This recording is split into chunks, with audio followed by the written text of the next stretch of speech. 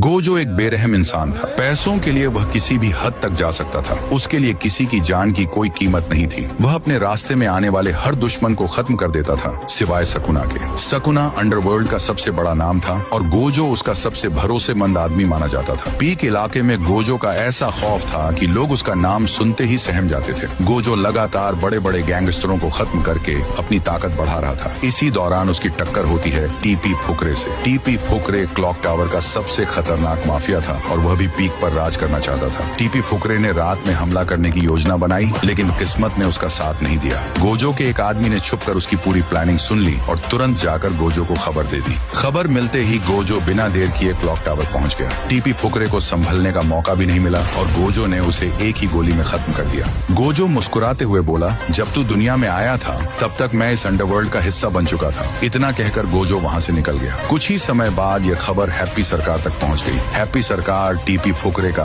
बेहद करीबी दोस्त था। दोस्त की मौत की खबर सुनते ही वह गुस्से से आग बबूला हो गया और उसने कसम खाई कि वह गोजो को जिंदा नहीं छोड़ेगा। हैप्पी सरकार ने अपने आदमी को गोजो के पास धमकी देने भेजा। उसका आदमी पीक में पहुंचकर गोजो के लोगों को संदेश देता है कि अब गोजो की मौत तय है, लेकिन गोजो के आदमी ने उसे वहीं रोक दिया और उसे खत्म कर दिया। इसके बाद वह तुरंत गोजो के पास पहुंचा और बताया कि फैक्ट्री का मालिक हैप्पी सरकार खुला युद्ध चाहता है। गोजो ये सुनकर हल्का सा हंसा और बोला, लगता है उसे अपनी जिंदगी से प्यार नहीं रहा। गोजो के आदमी ने पूछा, क्या मैं जाकर हैप्पी सरकार को खत्म कर दूं? गोजो ने सिर हिलाते हुए कहा, नहीं, अगर तुमने उसे खत्म किया तो उसकी कहानी अधूरी रह जाएगी। उसका अंत मैं खुद करूंगा। रात होते ही गोजो अकेला फैक्ट्री पहुंच गया। हैप्पी सरकार को अंदाजा भी नहीं था कि उसका आखिरी समय इतना करीब आ चुका है। गोजो ने उसे खत्म कर दिया और वहाँ से निकलते वक्त सिर्फ इतना कहा, तुम लोग सिर्फ बातें करते हो और मैं काम करके दिखाता हूँ, यही असली फर्क है। उस रात के बाद पूरे देश में गोजो का नाम डर की पहचान बन गया। लोग उसकी ताकत और उसके फैसलों से कांपने लगे।